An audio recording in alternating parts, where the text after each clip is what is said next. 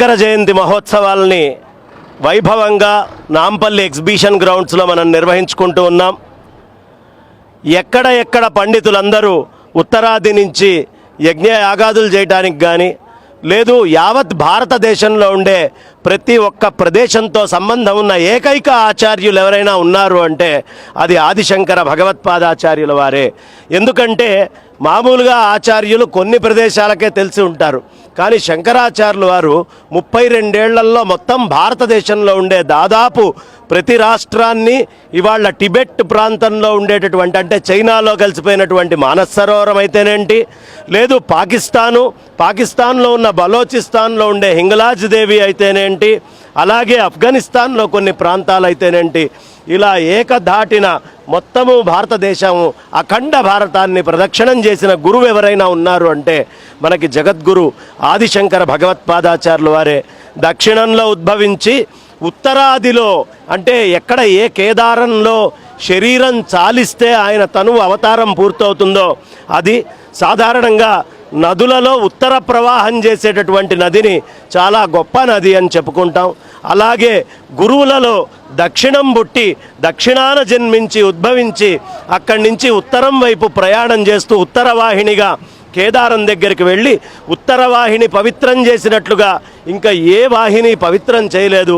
అలాగే జగద్గురువులు ఉత్తరవాహినిగా ఉత్తర జ్ఞానవాహినిగా ఆయన ప్రవాహం చేసి ఆ ప్రవాహంలో ఆ జ్ఞానామృతంలో ఈ సంపూర్ణ భారతావనిని తడిపి ఆ జ్ఞానం ద్వారా అందరూ మోక్ష సాధనకి అర్హులు అనేటటువంటి సందేశాన్ని ఇచ్చి మనందరినీ అపారంగా అనుగ్రహించినటువంటి జగద్గురువులు ఆదిశంకర భగవత్పాదాచార్యులు వారు.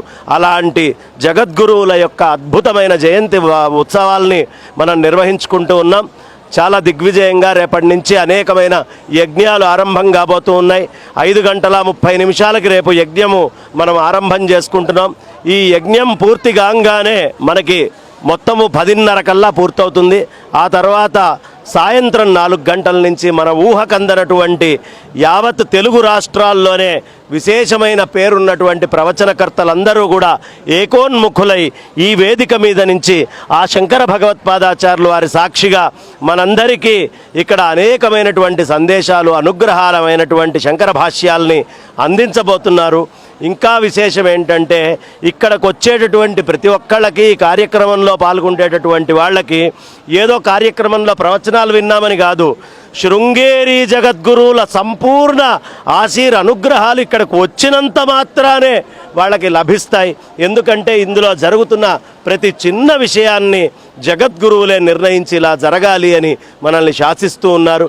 ఇంకా విశేషం ఏమిటి అంటే ఈ యజ్ఞయాగాదులన్నీ మా గోపీకృష్ణ శర్మ గారు, ఫణి శశాంక్ శర్మ గారి ఆధ్వర్యంలో దిగ్విజయంగా వాళ్ళ బ్రహ్మత్వంలో నిర్వహించబడుతూ ఉన్నాయి.